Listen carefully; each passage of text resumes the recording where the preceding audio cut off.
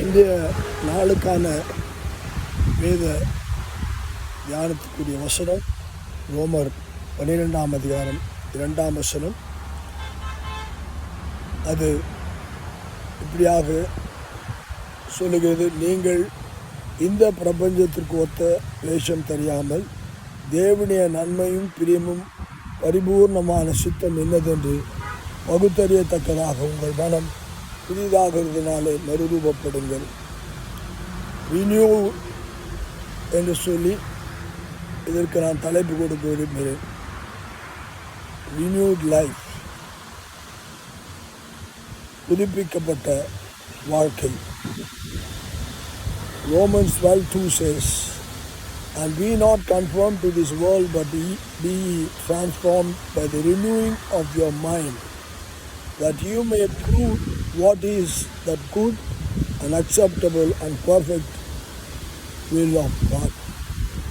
இந்த வசனம் நமக்கு ஒரு புத்துணர்வை கொடுக்கிற வசனமாக இருக்கிறது. ஒரு கிறிஸ்தவத்திற்குரிய அடிப்படை காரியமாக இந்த வசனம் இருக்கிறதை நாம் பார்க்கலாம். இதை நாம் ஆழமாக புரிந்து கொள்ள வேண்டும் என்றால், நாம் உலகத்திலே வாழ்கிறோம். நாம் உலகத்துக்கு ஒத்த வேஷம் தெரியாமல் என்று சொல்லப்பட்டிருக்கிறது.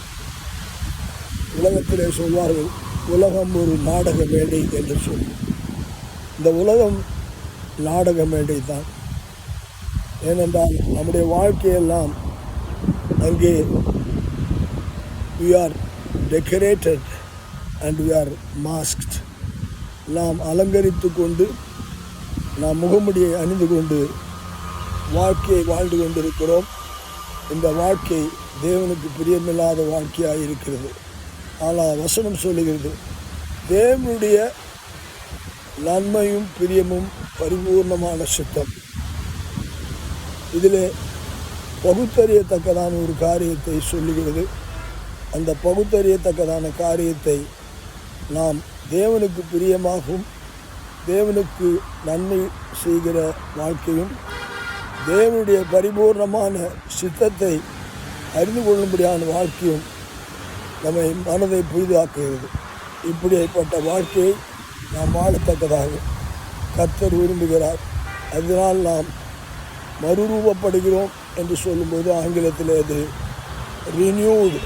ரினியூவிங் ஆஃப் மைண்ட் என்று சொல்லி, அது மட்டுமல்ல டிரான்ஸ்ஃபார்ம்டு மாற்றப்படுகிறோம் என்ற காரியத்தை புரிந்து கொண்டு நாம் தேவனுக்கு மகிமையாக வாழ்வோம். கர்த்தர் நமக்கு கிருபை செய்வாராக.